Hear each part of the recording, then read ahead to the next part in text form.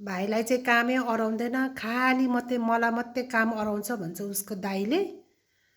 आज चाहिँ भाइलाई यसो लुगा पट्याउनु लाएको। केटाले पारा लिन्छ। Very good. किचकिच गरी भए पनि काम चाहिँ गर्छ के। रिसाई भए पनि काम चाहिँ गर्छ।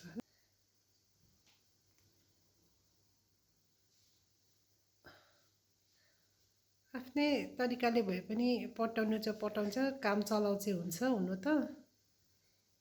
तर के गर्नु, अहिले उनीहरूले काम चलाउ पट्याउँछ, भरे फेरि पटाएर राख्ने मै हो। तर पनि अब यसरी मिस्टेक गरेन भने पनि सिक्दैन के। त्यही भएर उनीहरूले बिगार्छ र पनि सिकाइराख्नु चाहिँ पर्छ के। उनीहरूको आफ्नै तालमा पट्याउँछ, उनीहरूलाई त्यही ठिक लाग्छ। गुटुमुटु पारेर राख्यो, उसलाई त्यो ठिक छ अब। Very good.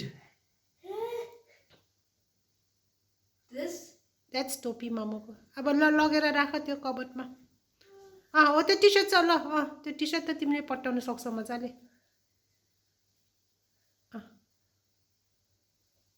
गर्नु पर्यो नि, 9 वर्ष भइसक्यो अझै पनि काम आउँदैन। हो आउँछ। एकचोटि सिकाएपछि चाहिँ दिमागमा चाहिँ टिप्नु त टिप्छ यसले। अलिकति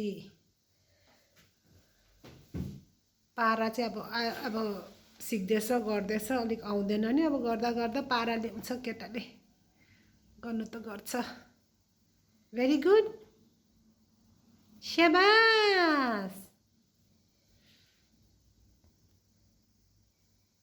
दादुक्सलाई यो भिडियो बनाएर देखाउनुपर्छ है, भाइले काम गरेको भनेर।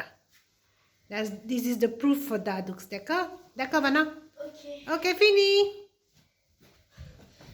ल लगेर मजाले मिलाएर राख।